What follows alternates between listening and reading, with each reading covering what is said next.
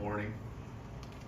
Just getting into our SEC opener, so it's exciting for us and our program. And obviously, with Georgia coming in here, a ton of respect for Coach Smart and everything he's accomplished in his career, and obviously there at Georgia with all the success they've had. So good to be playing at home. We need our crowd, our fans, to bring the energy. And obviously, we got to do our part to make it exciting and make sure that there's things to cheer for. So looking forward to a great atmosphere and an awesome weekend for our program. So bye week, you get a chance to get some guys healthy, and so that was good. Even maybe not guys that even are you're noticing maybe being out. It's just guys that got dings and going through practice and just doing everything they can. Ended up on the field on Saturday, so it was good from that aspect to get a few days for getting healthier there. So, but yeah, looking forward to a great week of practice. Shouldn't be any problem. It hasn't been a problem with trying to have energy from our guys. That certainly should be the case this week. I know that. So, questions? All right, thanks, Coach. Start with Nick on the right. Yeah, with former President Trump said to be at this game or planning to be at this game, what are your thoughts on that and just the impact, or what it speaks to about the impact of this game? Yeah, I'm sure there's going to be a lot of celebrity type people here, people that want to come be a part of what's happening on game day. It's going to be everyone's watching, and so it'd be great to have everyone who wants to come watch be here. And for us, I told the guys this with game day and everything coming here as well. For the guys to try to take as much off of their plate, other than maybe a few extra interviews towards the end of the week. Just the main thing is that they get prepared to play the best football game that they've played this year. I always challenge them to play the best football game they've ever played in their career, and so that's what matters when it comes down to what we can control. And but yeah, it is kind of cool that we have a lot of people who want to come be a part of the atmosphere and add to the excitement and energy that the game will bring. Go to Colin on the left side. Hey, Kalen. Obviously, this is your first kind of experience with SEC play, and having coached against SEC teams, whether it be at Eastern Michigan, Indiana, what were your perceptions of those teams? What made those SEC teams different, and kind of is it kind of going into like what you expect? I mean, Georgia's kind of an outlier, but is it kind of going to what to expect in terms of your personal coaching approach of SEC play? Yeah, I think you're asking, before I came here, right, kind of what the perception was. I think, you always just felt like physicality, right, speed, and I think as much as anything, you sometimes had a player here or a player there that can line up and compete against that person across from them. But the problem is especially with special teams, the magnitude and depth of a roster in the SEC, and when one guy comes out, another guy comes in, and he's almost just as good, if not as good. And so what that does is that gives the guy that went off the field a chance to get a breather and come out and be fresh. And so that's to me a big part of what makes the SEC what it is. You got your top tier, top round draft picks that are out there making plays for you. Physicality, the speed, game breakers on both sides of the ball at all times, and then you have the depth of that being much deeper than what most programs are able to have. Pretty much all programs are able to have. We'll go back to the right side of Charlie. Yeah, hey Coach, when you watch this Georgia defense, what's the first thing that kind of jumps off the screen to you? Well, I think you're always going to, again, kind of almost the line with the same answer I just gave is you're going to have a lot of physicality, you're going to have speed, but you got a system that's in place where guys are understanding, and trusting who's going to be where.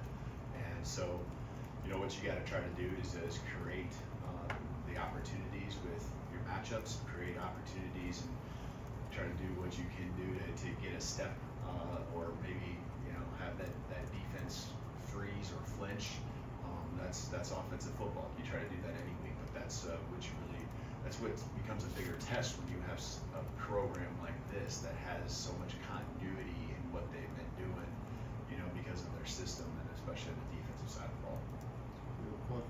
questions from the back middle. Ryan, go ahead. Coach, not a lot of people have had success against Georgia in the past. One team that has is Alabama. What have you used kind of having Jalen on your side and Malachi and some of the players that have played against this kind of team before to your advantage going into this week? Well, you look back to last year, right? And this is a new team, this is a new season, and that's what I always make sure we're emphasizing. This is the 2024 Alabama Crimson Tide football team, but there's certainly learning moments that you have when you've been through the experiences, and that's not obviously me, you know, that's our players, as you mentioned, that can take those experiences and give them confidence, give them an understanding of what it takes, you know, and you try to give them the platform, you try to give them a chance to be able to spread what they've learned to the rest of the team, and understanding it's going to be a 4-quarter game. Understand that there's going to be ebbs and flows in the game, that you know, it's going to be, you know, the physicality isn't just going to be here and there, it's every single play. So you got to be on your game, on your A game, the entire start to finish, and do it as long as it's needed, considering no matter how long the game goes. So that you take those guys with those experiences, and you make sure that they get a chance to spread what they've learned with the rest of the football team. Jamie? Hey, Coach, everything's a first for you here. Just how are you feeling heading into coaching such a huge game like Alabama and Georgia? Yeah, every game, like you said, is a first. First road trip, first game in Bryant-Denny, first conference game. But I think what you really just try to do is just simplify it down. Any big game, you know, and the next one is always the biggest one, right? You win this one, the next one becomes the bigger one, and so forth. And so, you know, for us, it's just really honing in and trying to simplify it down to what you really have control of, and it's making sure our energy, attitude, and effort is on point. That we're going to continue to fight, you know, in the midst of the battle that's going to happen on Saturday, but that our preparation is, you know, 100% where it needs to be, because that's what's going to give you the confidence, that's what's going to give you the belief and trust when it comes to those big moments that are going to present themselves on Saturday. Go to Chase on the left side. You mentioned at the top guys healing up during the off week. Can you be specific at all about how things look for Quay Russaw and Malachi Moore? Yeah, I would expect Malachi, you know, that was just a matter of time, you know, working through his situation. He's out there practicing already at the end of last week. And with Quay, still taking the steps, still working through his situation. And, you know, I'm optimistic with Quay. We'll just have to see as we evaluate throughout the week what that looks like for him. Go to Kennington on the right side. Along those same lines, what's the status of Cole Adams and Richard Young? Yep, Cole practiced, you know, here, not 100% of practice, but he's out there competing and doing some things with the activities that we have, even some competitive drills. So we're just working him back slowly, you know, and then Richard is the same case. So he's been out there, you know, been in uniform and going through the drills, and you know, working back slowly with the bye week. You know, you never want to not push, but we also had to make sure we were doing this smart with these guys and not setting themselves up for any setbacks. And so both those guys are kind of in the same boat too. Go to Steven back left. Coach, over the bye week, how did you see a young player like Dante Pierre take steps forward for this week against Georgia? Yeah, he's got a taste of it, you know, and so once that happens, you know, there's an excitement that happens, and it's fun seeing, you know, a guy like that, you know, realize that every day matters, that his growth is just exponentially going to happen, especially at his age, and so, you know, him taking, you know, those practices seriously is what you love to see, so that he can prove to himself, prove to his teammates, prove to his coaches, all of us, that you know, he's headed in the right direction, and you know, wanting to be prepared for getting on the football field more and more each and every week. Let's go to Emily Grace in the front right here.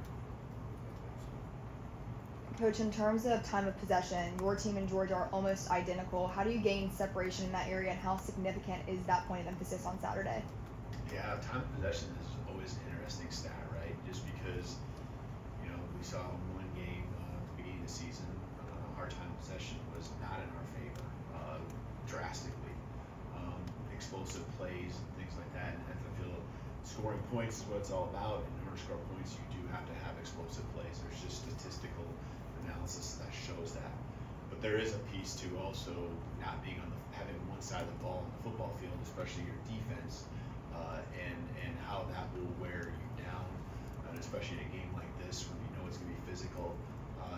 You want to have that opportunity to play team football. You want to make sure that exists, so that one side of the ball, especially your defense, isn't out there becoming vulnerable as the game goes on. We take a lot of pride in being a second half team, being a fourth quarter team, whether that's our understanding and learning of what we've seen in the first half and applying it, or especially with the fourth quarter and the physical training that comes along with being prepared to be able to be great when those moments and big times come. Go Tony in the middle. That's not good. This is the first time since 2007 that Alabama's been not favored at home. What's your approach to maybe built-in bulletin board material? Is it something that you embrace, or is it something you try to get the players to block out? How do you kind of go about that? I mean, that's no one's fault that that's the case, but obviously there's good in me, even if there's one doubter, right? It falls along with the LANK mentality, and that's what we get to do is let any of the naysayers, know what we're capable of, and that's no one's fault. That's what it is. That's a tribute to what people see in Georgia and how high level of a football team that they have, and to their credit, that's exactly what they are. And then for us, it's just a matter of doing what we can do, and making sure that we present the best version of what we can be on Saturday. Again, through great preparation, great focus, making sure that we're feeling great about what we have, because we do. We feel like we have a football team that is a top tier team that just every day is going to continue to get better, and that's not just this week, that's not just next week, that's all season long. And so we really feel the sky's the limit. You have to catch some breaks here along the way, whether that's health or those big moments in games that get the swing in your favor, and so you create those breaks, and that's again where us just going to work, focusing on the main thing, focusing on ourselves, focusing on us. That's what matters most. A couple questions from the way back, far left. Let's go. Go ahead. Yep, and then we'll give John. Kalen, you mentioned the big atmosphere, 2 against 4, playoff-like atmosphere, really in the middle of the regular season. I mean, how much is a game like this, an environment like this, part of the reason you decide to take that leap and go all the way across the country to coach a place like Alabama? Yeah, no question. And I told our guys that, yesterday when we met, kind of, even though there was some work done the end of last week, schematically, offense, defense, when we got together as a team, we just talked about the game and really have some perspective. And you're exactly right. You come to this place here in Alabama to be a part of games that gather a lot of attention, to be in an atmosphere and environment that's just special and different. And so embrace it, embrace the challenges, embrace the things that are going to come our way against great football teams, and that's what you got to love about being a competitor. So yes, you're exactly right. We came here to all of us, different journeys, players, staff, came here in different ways to be a part of something like this that you're going to see here this week on Saturday. Coach, over the past few years, Georgia has had a lot of success in these big regular season games when there's a lot of hype. Why do you think that is? And then 2, how do you guys try and match that as a program? Yeah, there's got to be belief and trust, and when it comes to close games, you can see finding a way. It comes down to wanting it, preparing, because you do want it, preparing in a special way, and they've just got great continuity, and the physicality you see,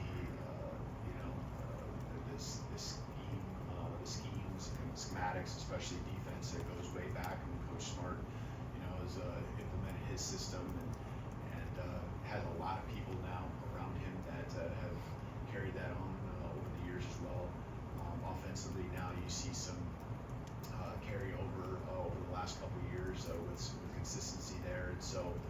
that comes confidence, with that comes belief, you know, and for us, you know, that's what we're establishing too. That's what we're working on daily, is to just really be efficient in putting that into our program, creating that. It happens because of the success our guys have had together. But I think now, you know, you're just trying to offensively, defensively, special teams wise, just trying to keep it simple so they can go out there and play fast, but also make it complex enough to where it's tough to defend. All right, we're gonna finish up with Katie on the left side here. We've already talked about this a little bit, but this is the first time in more than a decade that Alabama's first SEC game is against a top 10 team. Kind of how do you feel about being welcomed to the SEC like that, with that being your first game, but also kind of how can you learn a lot about your team by jumping into SEC play against such a high quality opponent? Yeah, no, it's interesting. I actually didn't know that, but yeah, it's welcome to the SEC, right? But you know, it's gonna happen throughout the season.